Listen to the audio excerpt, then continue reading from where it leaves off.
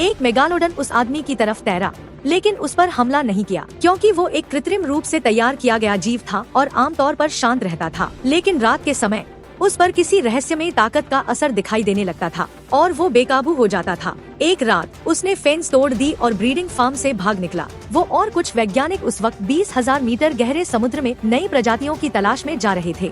रास्ते में उसने देखा कि एक मेगालोडन उनका पीछा कर रहा है। उन्होंने तुरंत स्पीड बढ़ाई और थोड़ी दूरी बना ली, लेकिन वो मेगालोडन लगातार उनका पीछा करता रहा। तेजी से आगे बढ़ते हुए उस आदमी ने देखा कि उसके द्वारा पाला गया मेगालोडन भी आसपास ही मौजूद है। रेडार पर कई मेगालोडन्स दिखाई दे रहे थे। सुरक्षा के लिए उन्होंने तुरंत डिफेंस मोड एक्टिव कर दिया। तभी अंधेरे में से एक खतरनाक मेगालोडन बाहर आया, जो बाकी सबका लीडर लग रहा था। हैरानी की बात ये थी कि उसने इंसानों पर कोई हमला नहीं किया। तभी चौंक गए। मेगालोडन आमतौर पर अकेले रहते हैं, तो अब ये सब साथ क्यों है? इस रहस्य को जानने के लिए उस आदमी ने मेगालोडन्स का पीछा किया और एक अनजानी जगह पर पहुंचा। वहाँ एक डूबा हुआ जहाज मिला, जो शायद एक अंडर वाटर बेस था। उनकी मौजूदगी ने उस बेस में मौजूद बदमाशों को घबरा दिया। राज फाश होने से बचाने के लिए उन्होंने बम एक्टिव कर दिए। पानी के नीचे एक जबरदस्त धमाका हुआ। बदमाश सबमरीन में बैठकर भागने की कोशिश करने लगे, लेकिन बीच रास्ते में मेगालोडन ने उन पर हमला कर दिया। सबमरीन गहराई में समा गई। दूसरी तरफ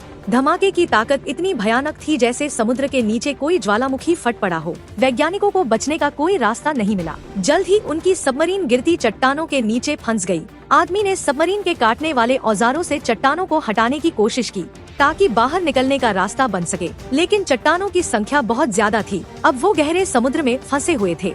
उन्हें वहाँ जिंदा रहना था और किसी तरह बाहर निकलने का रास्ता खोजना था।